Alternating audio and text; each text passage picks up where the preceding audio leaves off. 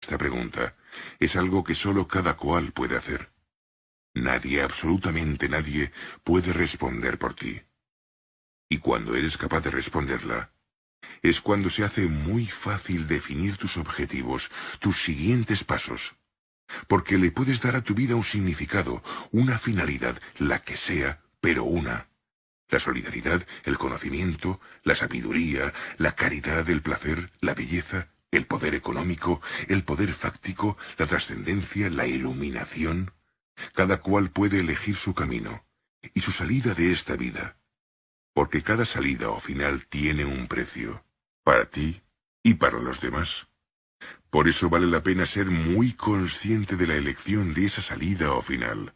Por cierto, ¿sabías que salida y éxito tienen mucho que ver? ¿Que éxito viene del latín exitus, que significa salida? Fíjate además que en inglés salida se escribe exit. Encontrar la dirección y el sentido de tu vida es un paso fundamental para la definición de tu noción del éxito, lo cual no es fácil. Requiere tiempo, requiere reconocerse, escucharse, observarse, estar atento, tener paciencia, perseverar.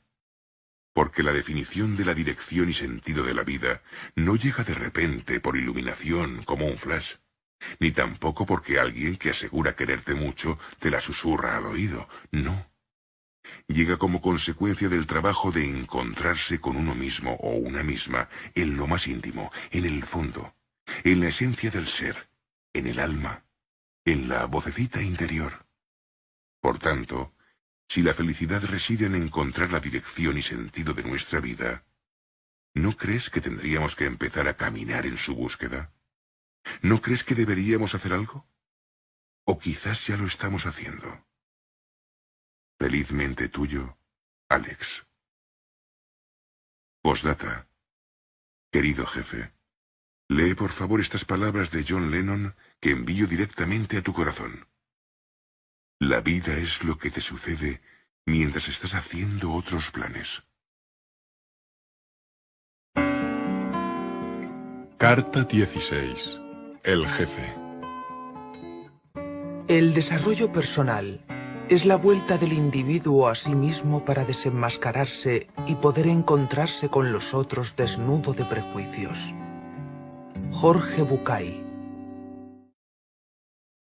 Queridísimo amigo, queridísima amiga, ha llegado el momento de quitarse las máscaras, de abandonar armaduras, de mostrarme cómo soy, de dejar atrás autoengaños, presiones y depresiones. Ha llegado la hora de reconocer que mi jefe, ese al que he dirigido mis cartas desde el principio, soy yo mismo. Es decir, que ambos somos la misma persona, que desde el principio me he estado escribiendo a mí, buscando unas respuestas que estaban y están en mi interior.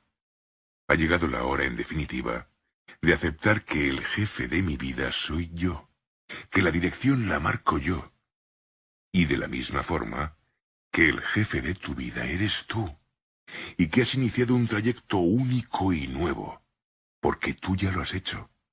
¿El qué?, te preguntarás. Pues ya has empezado a andar. No sé si te habías dado cuenta o no. No sé si hace mucho o poco que estás andando, pero no hay duda de que estás en el camino, en tu camino. Incluso aunque no te lo parezca, lo estás. ¿Y sabes por qué? Porque estás aquí, oyendo esto. Porque este libro ha llegado a tus manos, y tú has ido escuchando hasta aquí, buscando respuestas, respuestas hacia una vida feliz, buscando la felicidad, buscando el éxito en tu vida, buscando darle una dirección y un sentido, buscándote a ti. Porque llegar a ti es el origen de toda felicidad. Bienvenido, bienvenida. Es un auténtico placer conocerte. Es maravilloso encontrarnos aquí. ¿Quién nos lo iba a decir? Te lo digo de corazón. Gracias por estar aquí, por acompañarme. A mí, que también busco, y que a base de buscar he llegado hasta aquí, hasta la profunda necesidad de compartir el proceso de la búsqueda de mi dirección contigo, que aquí y ahora estás escuchando. Tú, yo y muchos otros compartimos una búsqueda. La búsqueda. Te felicito. Has llegado más lejos que muchos que andan perdidos y ni tan solo saben que lo están. Enhorabuena. Esto es realmente jugar a vivir la vida como una aventura. La aventura de la búsqueda. En los tiempos que corren, es casi una hazaña tener la voluntad de encontrarte y apostar tiempo, corazón y neuronas por una vida inteligentemente feliz. Hay muchos que todavía no se lo plantean o simplemente están resignados, porque creen que no pueden hacer nada, porque le han dado el poder de su vida a otros, o simplemente porque les va bien así. Escucha bien, no hay ningún jefe. Solo tú puedes ser tu jefe. De lo contrario, no crecerías. El jefe de tu vida, el verdadero y único responsable de tu vida, eres tú. Ni lo dudes. Puedes aceptarlo o rechazarlo. Puede gustarte o no, pero es así. Es un principio universal. Es una ley exacta, una ley esencial. Una ley que recibe el nombre de ley de la responsabilidad. Y puedes ignorarlo, aceptarlo o rechazarlo. Pero si lo ignoras o lo rechazas, si rechazas la responsabilidad de tu vida y la pones en manos de otros, quedará como una asignatura pendiente que volverá y volverá pidiendo su aprobación, como un examen que se debe resolver para pasar a cursos más avanzados. La asignatura de la responsabilidad llegará continuamente a ti llevada por el impulso de la vida hacia sí misma. Llegará para plantearte la cuestión de ¿quién dirige tu vida? O más ampliamente, ¿dónde está tu dirección? Y esta pregunta no llega con palabras. Llega con sensaciones y sentimientos desagradables, dolorosos, confusos. Tu cuerpo te informa de que no sigues el rumbo adecuado porque dejas de ser feliz. Estrés, enfermedad, angustia. Porque cuando la vida que vives no es coherente con tus deseos más profundos, recibes mensajes que te dicen que alguna cosa no va bien. Y enfermas física y o anímicamente. Hasta que decides volver a casa. Volver a tu verdadera dirección para escucharte y salir en busca de ti mismo, definiendo la que será tu dirección en el futuro. Y con el tiempo, en un despertar progresivo, descubres un día el inmenso placer de encontrarte y de empezar a andar por tu camino, rumbo hacia tu dirección, dirigiendo tú cada paso que das. Tú, y no otro u otros. Y ese día te dices, serena y felizmente, yo dirijo mi vida y defino mi dirección. Partiendo de mi dirección actual, decido ser mi director, decido ser mi guionista, a mi medida, a mi manera, definiendo mi felicidad, definiendo mi éxito, y respetando cómo los demás deciden vivir su vida. Así que sigamos buscando, sigamos avanzando, ya que desde este punto aún hay mucho camino por andar. Tuyo, Alex. Postdata. A partir de ahora, mis cartas irán dirigidas a ti. De hecho, desde el principio han ido dirigidas a ti. O mejor, al jefe que hay en ti. A esa capacidad de reconocer tu dirección actual y tu brújula interior. Decía Marcel Proust, la sabiduría no nos es dada y debemos descubrirla por nosotros mismos tras un viaje que nadie puede evitarnos recorrer. Te invito a seguir escuchando, porque todavía deseo compartir mis pensamientos contigo. Compartir, que es partir contigo. Carta 17. Tu mejor obra, el guión de tu vida. No es posible asegurar el futuro. Solo es posible perder el presente. Iván Klima. Amigo lector, amiga lectora. Tu futuro depende de muchas cosas, pero principalmente de ti. De tu capacidad de generar cambios en ti y en tus circunstancias. De tu capacidad y voluntad para pasar de ser efecto a ser causa. Y sobre todo, de tu determinación para asumir la dirección de tu vida, realizando los cambios y renuncias que sean necesarios para ello.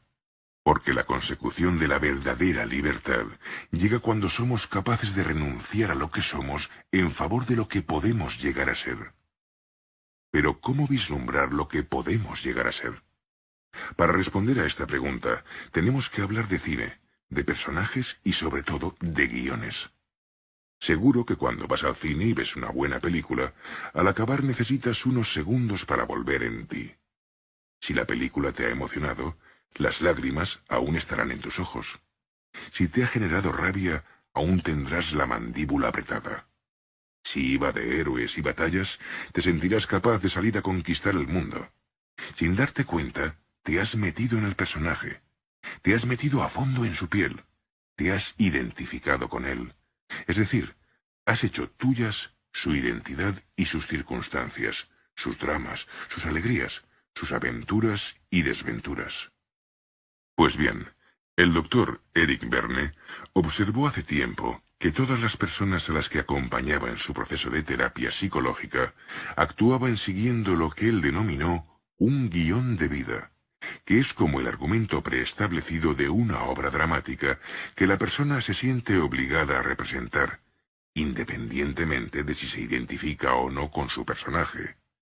Fíjate que dice obligada.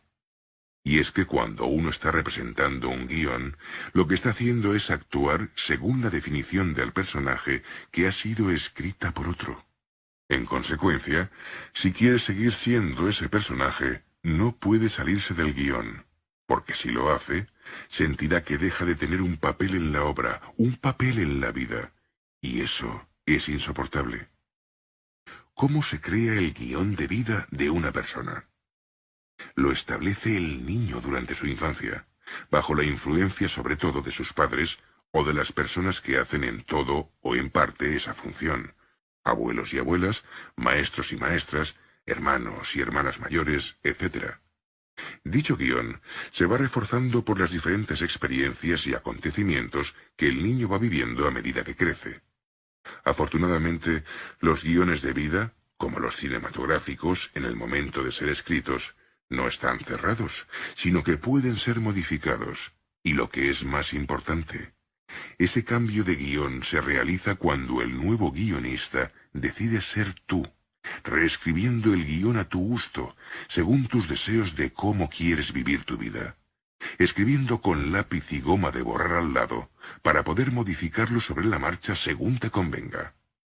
Esto, que no es sencillo, se consigue a raíz de un proceso de toma de conciencia, de un trabajo de observación de uno mismo y de una constatación de cuáles son los elementos o los hilos que mueven a la marioneta, al personaje, a tu personaje. Dado que es en la infancia más tierna cuando se establecen las bases de la famosa autoestima, del valor propio y del valor de los demás, es decir, cuando se genera tu guión de vida, se trata de que te remontes a esa época y tomes conciencia de cuál es tu guión, de que lo investigues, de que lo descubras, y consecuentemente, de que te des cuenta de si tu deseo es el tuyo, o es el de papá o mamá. Si vives la vida que quieres, o la que te dijeron que te tocaba vivir. Si trabajas en lo que te gusta, o en lo que tocaba. Si tus creencias en relación con la pareja, el sexo, la religión, la política, el placer, la prosperidad, etc., son tuyas, o de tu padre o tu madre, o se definen a la contra de las creencias de tu padre o madre, lo cual implica estar igualmente enganchado a un guión. Y sobre todo, intenta darte cuenta de si te sientes bien o mal con todo ello. Te invito a que analices cómo funcionan en ti los impulsores de los que te hablé en la carta 12. También en esa carta te hablaba de los continuos noes que recibe un niño y que condicionan su posición ante la vida. Esto, de forma desarrollada, sería lo que algunos psicólogos llaman los mandatos. Según Berne, los mandatos son los mensajes que llegan al niño, sobre todo de forma no verbal, a base de ser repetidos día tras día por sus padres o por las personas que tienen una fuerte influencia emocional en él, o excepcionalmente, a causa de una circunstancia vivida como dramática.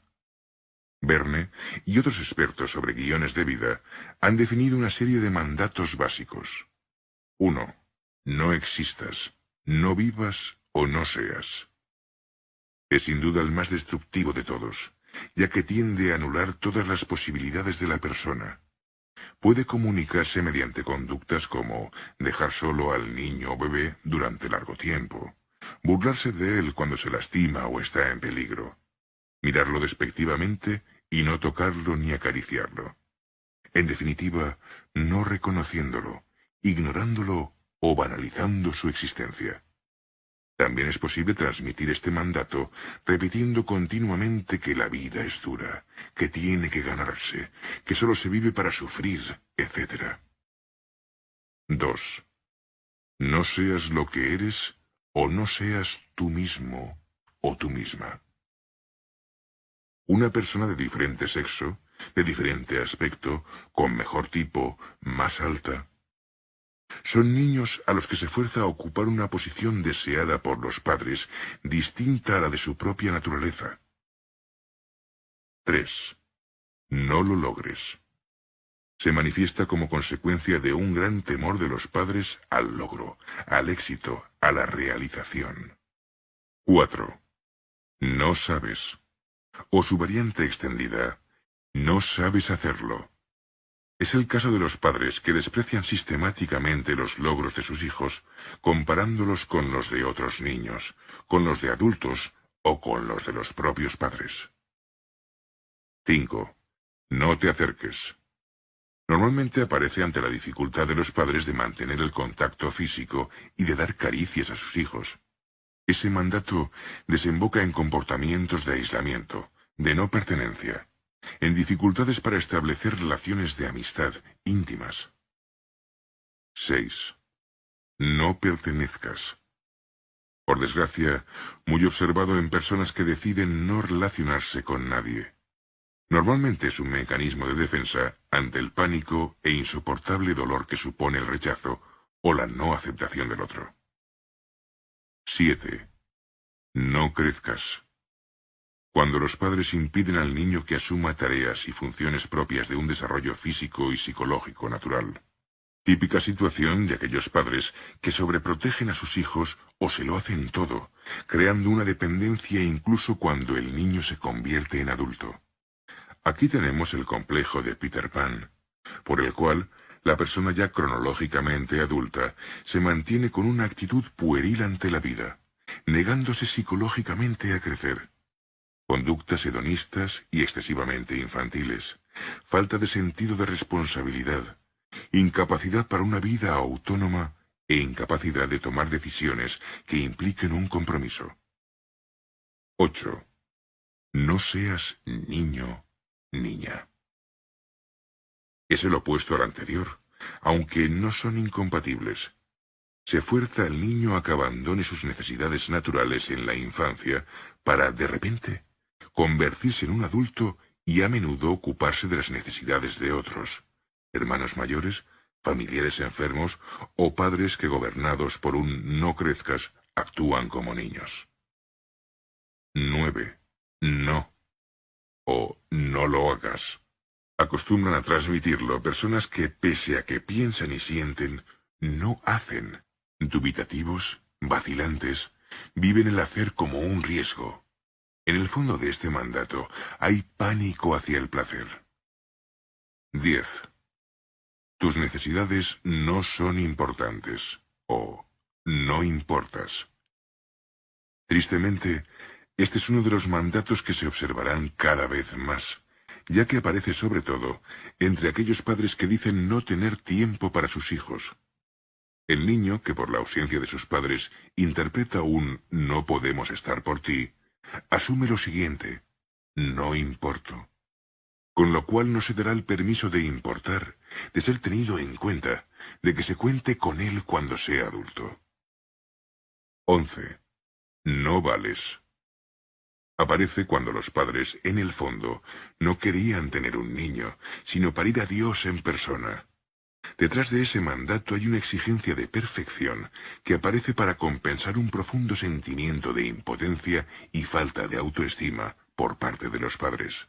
De este modo, engendran a alguien que esperan que sea un niño prodigioso o niña prodigiosa, una especie de Superman. 12. No pienses.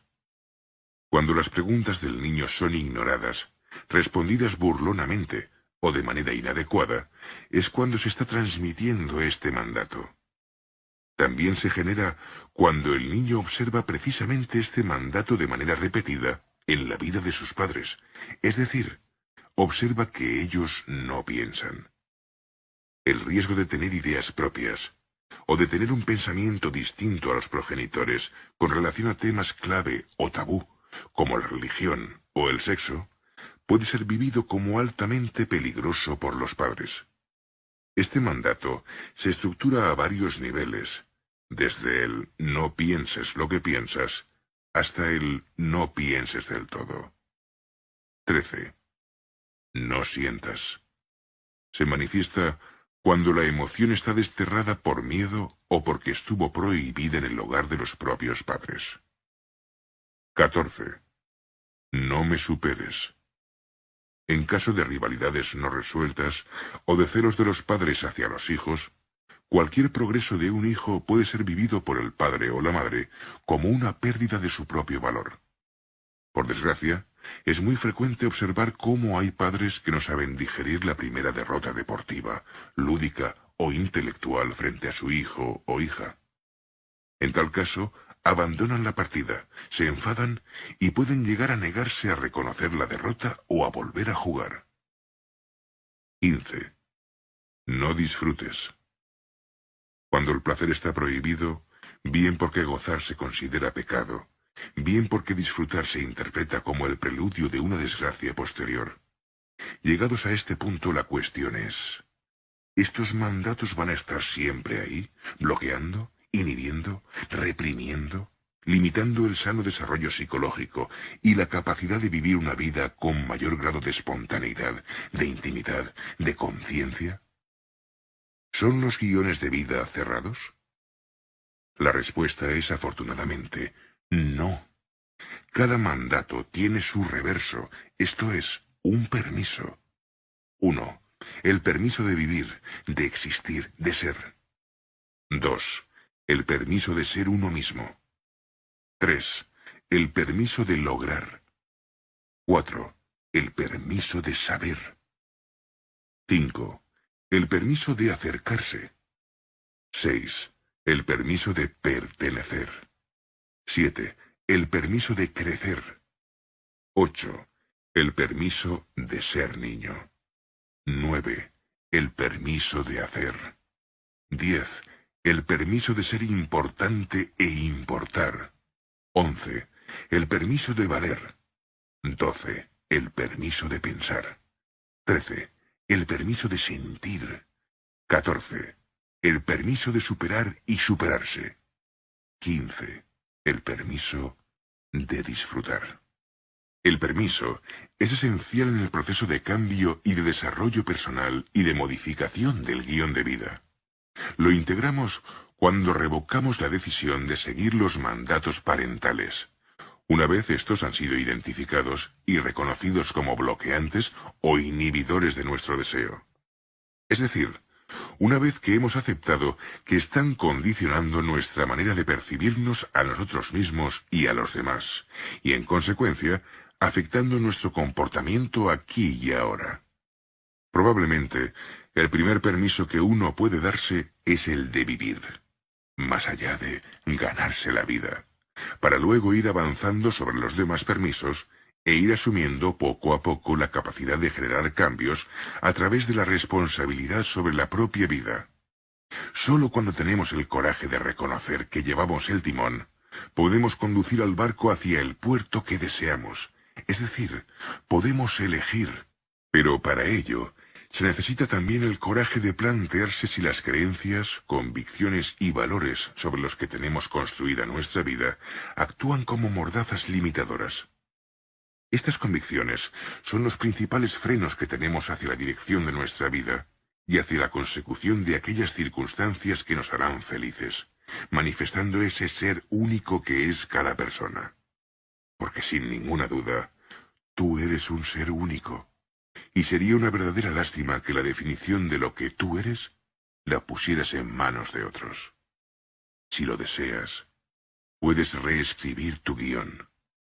Busca papel, lápiz y una goma de borrar.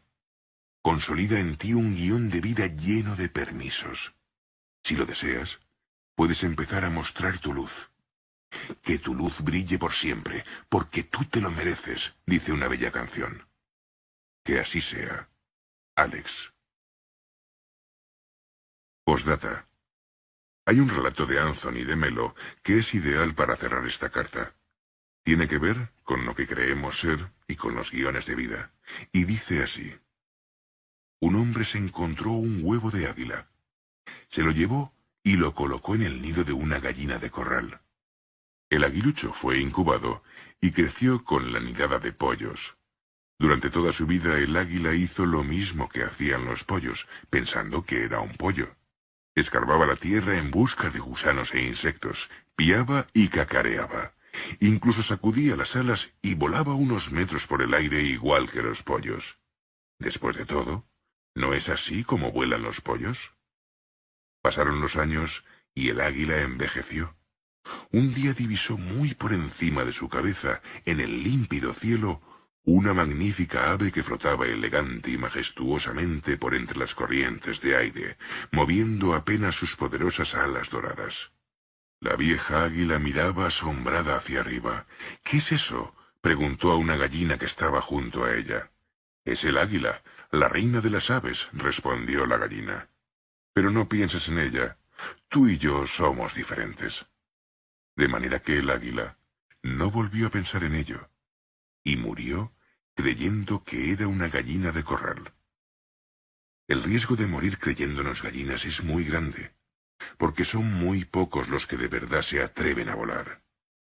Como diría mi buen amigo Alfredo Caputo desde Buenos Aires, existe un gran pánico a la caída, al golpe, pero la verdadera protección está en las alturas, especialmente cuando hay hambre de elevación y buenas alas. Y si el miedo aparece ocasionalmente, no te preocupes. Si de verdad estás en tu camino, el fin justificará los miedos. Así que, vuela. Carta 18. Pasión y vocación. La jubilación es para la gente que se ha pasado toda una vida odiando lo que hacía. Mi sueño más salvaje es tener 90 años y poder continuar así, haciendo una película al año durante muchos años más. Woody Allen. Tu trabajo es descubrir tu trabajo y luego entregarte a él con todo tu corazón. Rabindranath Tagore. Querido amigo, querida amiga, decía Søren Kierkegaard que la decepción más común es no escoger o no poder ser uno mismo, pero la forma más profunda de decepción es escoger ser otro antes que uno mismo. Cuando logramos aceptarnos como somos y decidimos mostrarnos, todo empieza a funcionar. Y no te quepa duda, la idea que tenemos de nosotros mismos acostumbra a ser más pobre de lo que realmente somos. Porque esa parte de ti que está esperando que le des el poder de dirigir tu vida, consciente, voluntaria y adultamente, es la suma de tu consciente e inconsciente, apuntando en una misma dirección y sentido, y esa es la energía más poderosa del mundo, porque de ella emana la creatividad y la capacidad de transformar la realidad. Esa es la verdadera magia. Luego, deja de hacer las cosas que te alejan de tu felicidad. Es mucho más fácil identificar lo que no quieres que lo que quieres. Así que puedes empezar por ahí. Y una vez lo hayas hecho, di sin miedos ni tapujos que tu objetivo en la vida es vivirla y disfrutarla de acuerdo con tu pasión. Será un acto de profunda honestidad y valentía. Cuando unas esa pasión con el uso de tus talentos únicos, la prosperidad llegará y se desplegará abundantemente. Por lo que he podido observar, las personas que trabajan en lo que les apasiona expresan óptimamente las capacidades que llevan dentro, sus talentos. Para ellas, el trabajo es un medio para desarrollar la inmensa capacidad de realización que tiene el ser humano. Richard Bach, el autor de Juan Salvador Gaviota, dijo en cierta ocasión: «Cuanto más quiero hacer una cosa, menos lo llamo trabajo». El trabajo así vivido, desde el quiero, y no desde el debo, constituye pues un medio extraordinario de satisfacción, de placer, como todo lo que supone satisfacer las necesidades básicas. Todas las necesidades básicas del hombre van acompañadas de placer cuando son satisfechas. Es más, el único placer que existe real, auténtico, legítimo, es el resultado de satisfacer las necesidades reales de la persona, lo cual es una forma ideal de que esta persona se desarrolle y crezca. El trabajo es entonces una expresión espontánea y creadora. Deja de ser un medio para ganarse la vida y se convierte en el verdadero medio para expresar lo mejor de uno, para crear. En el otro extremo está el trabajo como deber, que nace como consecuencia de vivir una amenaza permanente de pérdida, que requiere un esfuerzo, una competencia agotadora y constante. Porque muchas veces, vocación y profesión van por caminos muy distintos y separados. Solo tienes que recuperar mis primeras cartas para saber lo que pienso sobre esto. Cuando uno no descubre su vena profunda y no halla lo mejor de sí, es muy difícil que se manifieste la prosperidad. Cuando no sintonizas con la frecuencia de tu pasión, las oportunidades pueden pasar ante ti sin que las veas. O las ves, pero no puedes sacarles todo el partido, porque sigues siendo esclavo del miedo, del salario del miedo. Y pierdes la posibilidad de vivir un día a día apasionante. Cada cual tiene una nota única en la sinfonía de la vida, y esa nota solo la puede tocar cada uno cuando vive la vida con pasión por lo que hace. Es en ese momento cuando te conviertes en causa y dejas de ser efecto. Luego, en un sentido profundo, el trabajo debería ser la expresión de la vocación genuina de la persona, de su pasión. La expresión de ese o esos talentos, aptitudes y habilidades singulares y naturales. Y todo ello dentro de un guión de vida escrito por uno mismo.